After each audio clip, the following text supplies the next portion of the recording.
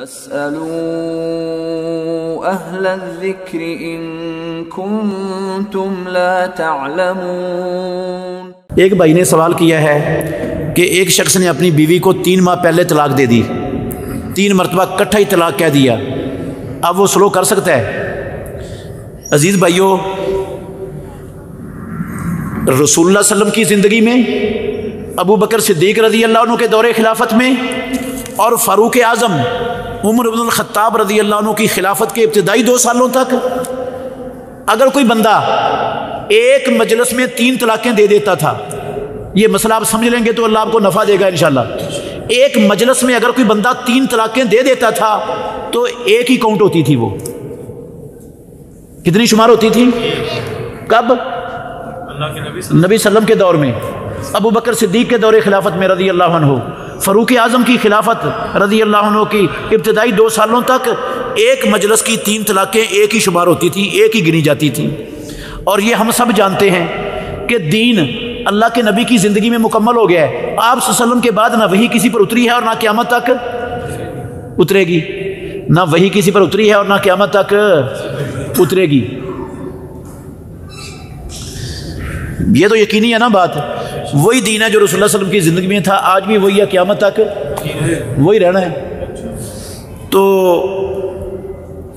حضرت عمر ابن الخطاب رضی اللہ عنہ نے بطور تدبیر کے، شرعی طور پر نہیں، تدبیری طور پر بطور سزا کے اپنی خلافت میں یہ قانون بنا دیا تھا 2 سالوں کے بعد کہ جو بندہ 3 طلاقیں دے گا میں اس کو رجوع نہیں کرنے دوں گا، اس کو 3 ہی بنا دوں گا۔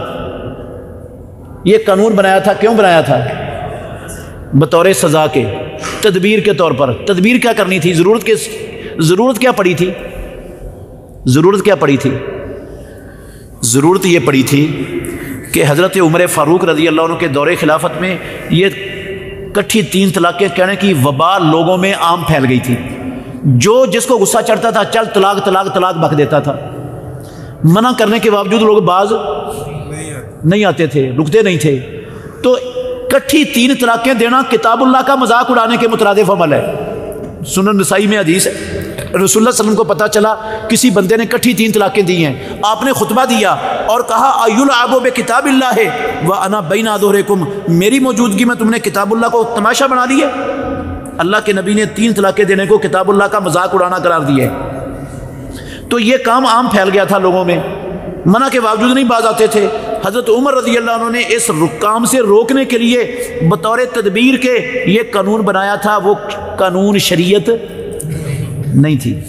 اور یہ تدبیری قانون سازی یہ اسلام حق دیتا ہے امیر کو، تدبیر کے ساتھ فیصلے کرنے کا اسلام امیر کو حق دیتا ہے۔ حضرت عثمان نے نہیں کیا تھا رضی اللہ عنہ۔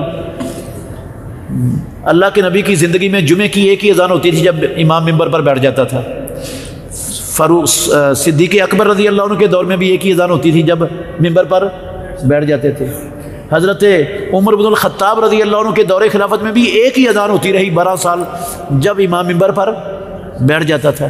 حضرت عثمان رضی اللہ عنہ کے دور خلافت کے شروع میں بھی ایک ہی اذان ہوتی رہی۔ اب کیا ہوا؟ مدینے کی آبادی پھیل گئی، مدینہ وسیع ہو گیا، لوگ زیادہ ہو گئے اب مدینے میں۔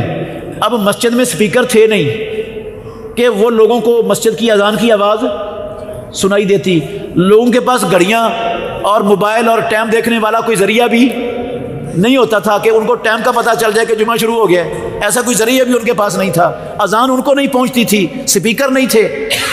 تو حضرت عثمان رضی اللہ عنہ نے بطور تدبیر کے کوئی شرعی حکم انہوں نے آرڈر جاری نہیں کیا، یہ کوئی شرعی آرڈر نہیں ہے، شرعی حکم نہیں ہے، شریعت نہیں ہے، بطور تدبیر کے انہوں نے زورا مقام پر بازار کے اندر ایک اذان کہلوانی شروع کر دی، زائد، ادھر ایک اذان ہو رہی ہے اور ایک اذان ادھر بازار میں ہو رہی ہے، تاکہ وہاں کے لوگوں کو بھی آواز پہنچ جائے اور وہ بھی جمعے کا فریضہ ادا کر سکیں، جمعے کے فریضے سے وہ کوتاہی نہ کر بیٹھیں، پیچھے نہ رہ جائیں، ان تک تو یہاں کی آواز پہنچ ہی نہیں رہی۔ اس ضرورت کے تحت بطور تدبیر کے حضرت عثمان رضی اللہ عنہ نے یہ کام کیا، اجازت تھی ان کو کرنے کی۔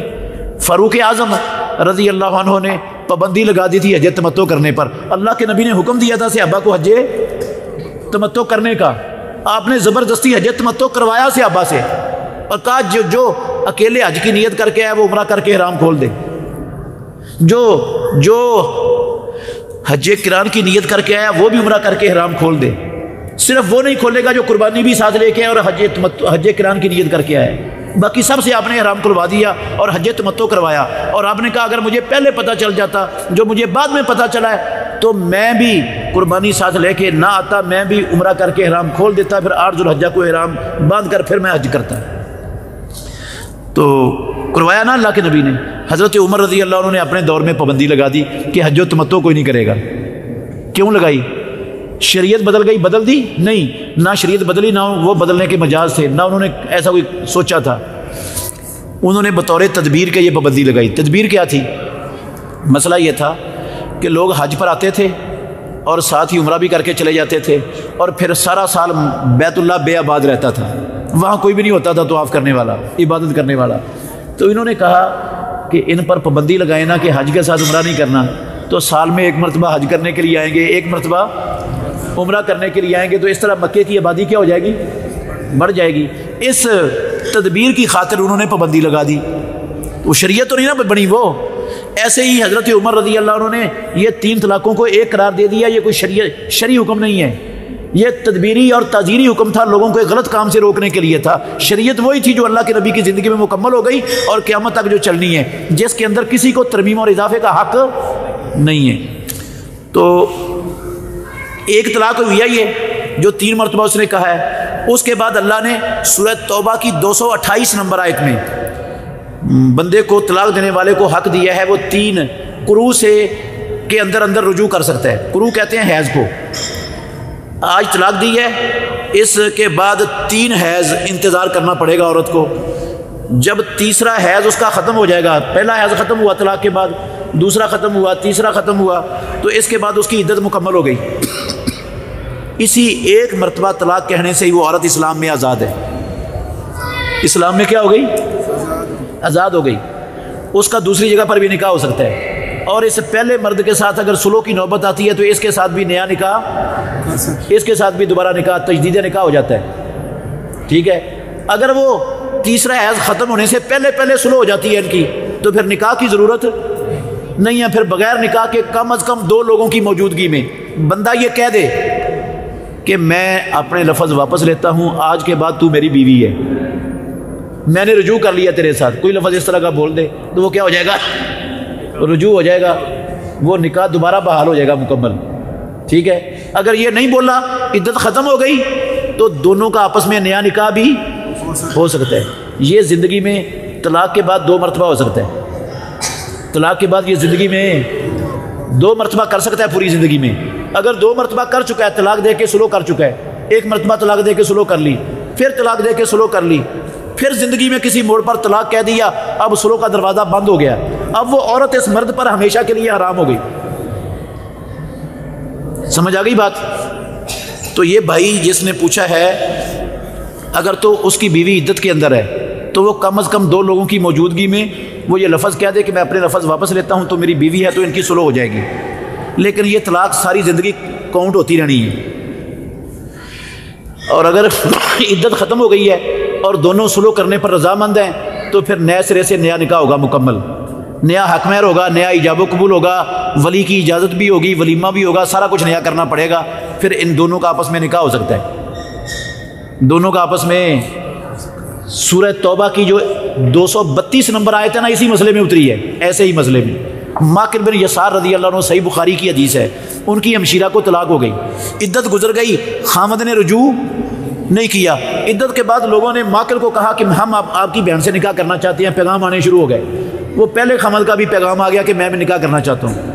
ماکر رضی اللہ عنہ نے قسم اٹھائی، کہنے لگے پہلے میں اپنی بہن کا نکاح اس کو دے کر اس کو عزت دی تھی، اس کو راس نہیں آئی، اس نے میری بہن کو طلاق دے دی ہے، اللہ کی قسم اب دوبارہ اپنی بہن کا نکاح اس سے نہیں کروں گا۔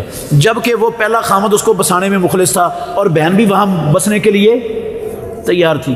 اللہ نے یہ آیت اتاری، وَإِذَا طَلَّقْتُمُ النِّسَاءَ فَبَلَغْنَ أَجَلَهُنَّ فَلَا تَعْضُلُوهُنَّ أَن يَنكِحْنَ أَزْوَاجَهُنَّ إِذَا تَرَاضَوْا بَيْنَهُم بِالْمَعْرُوفِ۔